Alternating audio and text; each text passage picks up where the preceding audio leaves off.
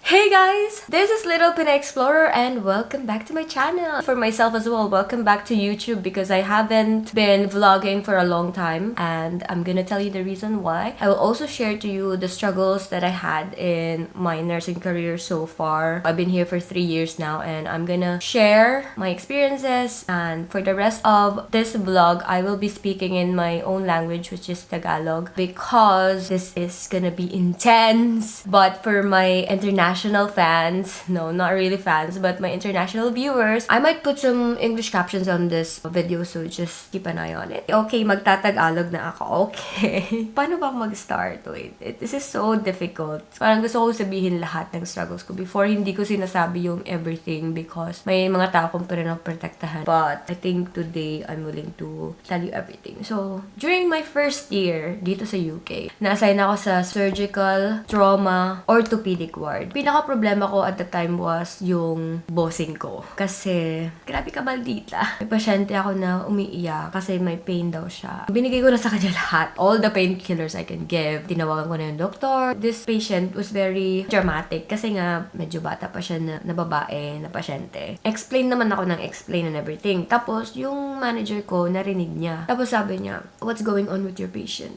Sabi ko, may pain siya. Binigay ko na sa kanya lahat. Tinawagan ko na yung doktor. Sabi ng doktor, papunta na daw siya. Tapos, itong manager ko, alam mo ginawa niya? May malaki siyang folder na parang ganito. Sobrang laking folder. Mas malaki pa dito. Tapos, binang niya sa table. Ganyan yun. Sabi niya, "Because maybe you're not saying the right words." As in, parang tumigil yung mundo ko na parang natapunan ka ng cold water. Na parang nanigas na lang ako na, ano ba yun? Naiiyak pa rin ako. Every time na-remember.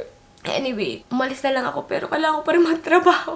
Habang nag-empty ako ng catheter, umiiyak ako. And parang nasa side kasi ako ng pasyente para hindi ako makita, pero hindi ko na napigilan, naiyak na ako. It's still a day na traumatizing but I still have to continue working. Meron ding isang day na out of 21 patients, trauma surgical patients, on a long day, ako lang yung parang signed off ng magbigay ng IV meds. Alam na niya na ako lang yung nagbibigay lahat ng mga IV meds kasi yung iba mga bago pa. Hindi niya ako sinuportahan, magka-counter sign na lang siya. Hindi pa siya magsasign kasi madami pa siyang ito dapat, ganyan, ganyan. Ulitin mo, ganyan, ganyan. Wala na nga akong time. Dapat tumulong na lang siyang magbigay ng meds. Pero hindi niya ginawa. Iba naman yung nursing dito kaysa sa Pilipinas. Sa Pilipinas, hindi natin kailangan mag-wash. Hindi na tayo yung nagbibigay ng food nila. Parang we're just focused on the doctor's order and the meds. But here, we give everything. Nag-wash tayo ng pasyente, change natin yung sheets nila, nagbibigay tayo ng meds, everything, like fundamentals of nursing. I had enough already. Kasi minsan, I go home crying. Pag nag-work ako tapos stressful, umiiyak ako dun sa banyo. First year ko pa lang, madami pa akong mga little mistakes and then you get shouted at by the nurse in charge or yung bossing mo. Nung nag-resign ako dun sa first trust ko, yung matron, the manager of your managers, kinausap niya ako, napapansin niya ang dami daw nag-resign dun sa ward na yun. In a span of 1 month, parang 4 na nurses ang nag-resign. Sinabi ko talaga sa kanya, no filter at all. Sabi ko, every time I work, I feel like I can't breathe. Para akong nasasakal every time nag-work ako na nandun yung manager ko. Tapos, minsan nadadala ko sa bahay, umiyak ako sa bahay. Sinabi ko talaga sa kanya lahat. And then, while sinasabi ko sa kanya, naiyak talaga ako sa harapan ng matron. At that time, yung manager ko, nakasick leave siya kasi inoperahan siya. Pagbalik niya, hindi na siya nakabalik ng ward. Ibang position na yung binigay sa kanya, hindi na yung ward manager. Okay, so that was my first year. During my second year, nandito na nga ako sa Central London. I was assigned in an orthopedic elective surgical ward, which is actually better kasi yung inooperahan, mga stable patients, walang masyadong drama and everything. Yung naging problema lang is because dahil elective siya, pwede nilang stop yung surgeries. Tapos, kaming mga nurses na nag-work doon, sinisend somewhere else, redeploy. Which is fine, it's okay. But if they're doing it like quite a lot of times already, then it's becoming stressful na parang every time you go somewhere else and you don't even know this kind of ward, especially pag from from orthopedic ka, tapos pupunta ka ng parang oncology ward. It's different. But during this time, I was happier with my job, especially when I was starting. Kasi I got lucky with my manager. She was so supportive. Complete opposite niya nung sa first ko na manager. I was doing good on my second year. Kasi nga, I had a lot of challenges already during my first year. Ang dami kong natutunan dun sa ward na yun. So during my second year, I was already competent, knowledgeable, I was skilled, I was a better nurse than I was. And 9 months after, I was working. So there was this Band 6 post. Ang daming nag-encourage sa akin na mag-apply. Ako naman, parang, sige na nga, mag-apply na nga ako para ano lang, for the experience. Gusto ko lang talagang ma-experience paano yung interview process para next time na ready na talaga ako, then I know what to do already and I know what to expect. So, nag-submit lang ako. Pero kasi ayokong maging kahiya-hiya dun sa interview. So, nag-study talaga ako. Nag-check ako what are the common questions for Band 6 position, everything. So, I know what to say. I was able to answer all the questions with confidence. Oh, by the way, before that, when I had the interview, I actually worked in critical care unit. Yung second wave, ang daming nag-ITU na COVID positive patients. Nag-volunteer na lang ako ma-redeploy kasi naghahanap sila ng mga taong willing magpa-redeploy. I left the ward to work in critical care on a Band 5 uniform, and then I came back with a Band 6 uniform 2 months after. I know there was jealousy at first kasi may mga senior sa akin na nag-apply pero ako yung nakuha. Probably they didn't know my capability. I was just being humble anyway. Hindi ako yung parang nagmamagaling at work. Madami yung parang kune-question yung decision na bakit ako yung pinili as Band 6. Pero hindi nila alam kasi. Kasi hindi sila nandun sa interview. Perfect kung na-answer yung mga questions. Okay, I was very prepared. So, I just went on focusing on supporting the staff. The challenges that I have is first, conflict. Pag may nag-aaway na mga staff, grabe sila mag-aaway. Hindi sila papatalo. Tapos yung away nila, napakasimpleng bagay lang. Ikaw as a Band 6, you have to be there, to be the referee and to stop the fight and be the Band 6 that you need to be. It's one of my weakness, conflict. Second one is, every time nag-short staff, kailangan nilang kunin yung staff namin kasi daw fully staff kami. I want them to stay, I want to support them, I want them to be happy in their job.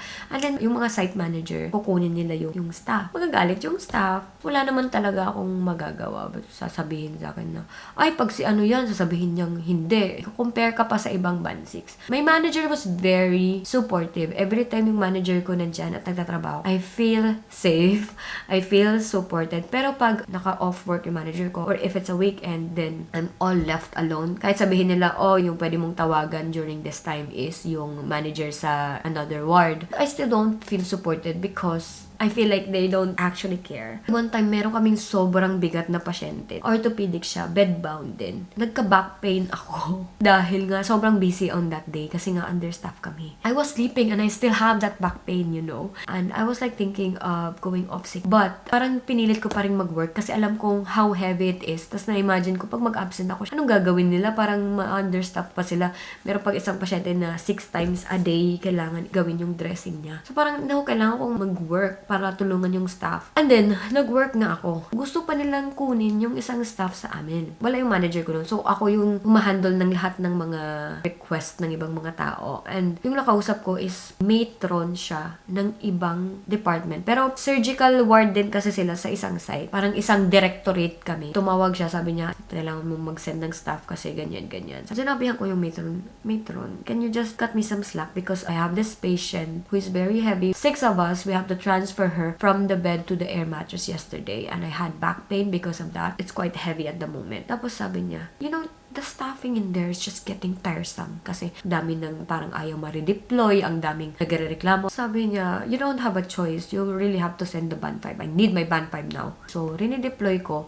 I took all the patients that the other nurse was taking. Aside from managing the whole ward, kailangan kong maghawak ng pasyente. I had to take that heavy patient again. So, it made my back pain worse. And this is what I realized na even though you have good intentions for your ward, other people doesn't really care. Might as well just call in sick if you have back pain already from the last day. Pag band 6 ka and you need support, it's gonna be your manager. Pero kung wala yung manager mo, it's gonna be the matron. Wala din dun yung sarili naming matron. She was the matron of the other wards. Grabe din siya kamaldita. Like, every 5 in the morning, tatawag siya sa ward, magtatanong ng bed state, magtatanong kung ilan yung magiging discharge, ilan yung pasyente, ilan yung staff. Tapos, pag magsasagot ka, hello, tapos sasabihin mo yung ward. Sabihin niya, oh, that's not how you answer the phone. You should do this. You should say your name and your position and your blah blah blah. And my theory is, she's trying to control the small things because she can't control her own ward. Ang daming nagre-resign sa ward niya, kaya palagi niyang pinapa-redeploy yung staff namin. During that time, I went home 12 midnight because I had to do documentation. I spent a lot of time doing the incident report on that day just to cover myself. Nung lumalabas ako ng hospital, nakita ko yung car, tapos parang sinabi ko, mabangga na lang kaya ako nito para hindi na ako mamoblema. It's something that I wouldn't do, but it went into my head. Like, naisip ko yun. The next day, I wake up with low mood. For 1 week, I had low mood. I felt like I had depression, but you can't really say it's depression unless it's been more than 2 weeks. May tita ko na may ganon. So, I think I should be careful with my mental health, diba?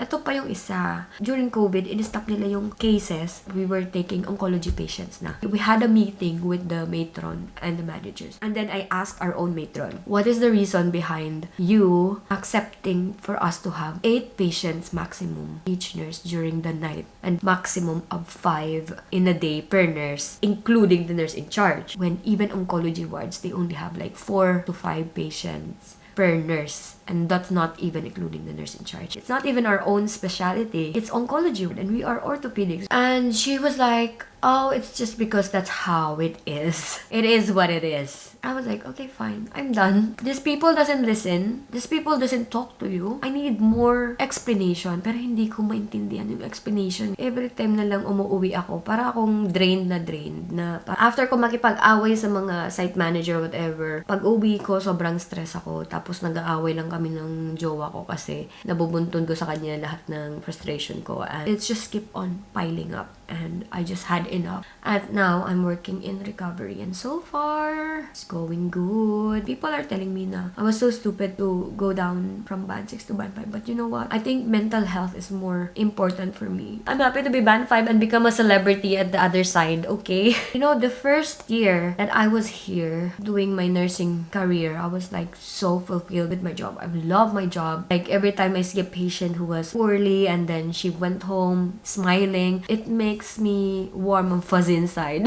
Especially those who are elderly, who are very cute. I had this good feedback from patients. And then when COVID happened, I started hating my job. I got redeployed. I see a lot of patients dying, and when I realized that life is short, so I spent all my money. I had my teeth implant, I had laser eye surgery, so I spent all my money. When I became a band 6, I started to hate people.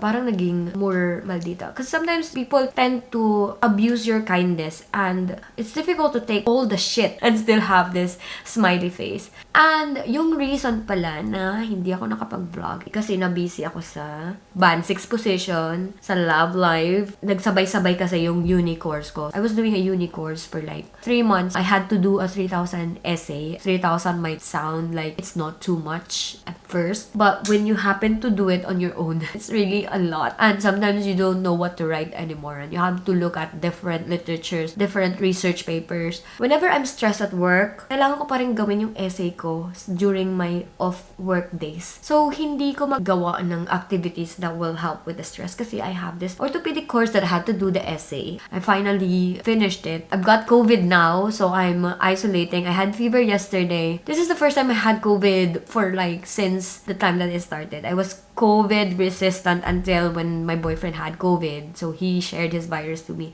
And it's difficult to isolate from each other in our flat. Maybe I became more careless. I was touching my nose already. Whereas before, I wasn't really touching my nose. Like, it was like a mortal sin. Like, eh. But anyway, I think that's all for now. That's for my video. And thank you so much for watching my vlog. Let me know what you think and then comment down below, and I'll see you on my next vlog. Bye! Wag mong isipin, wag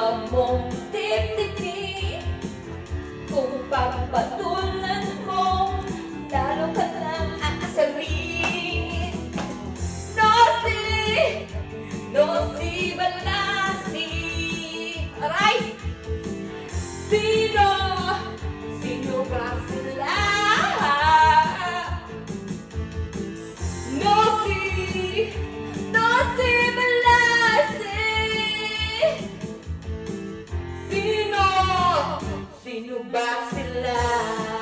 Ay! Patuto ka sa langit, taban o magalit. Alam naman natin kung sino ang tuso. Alleluia.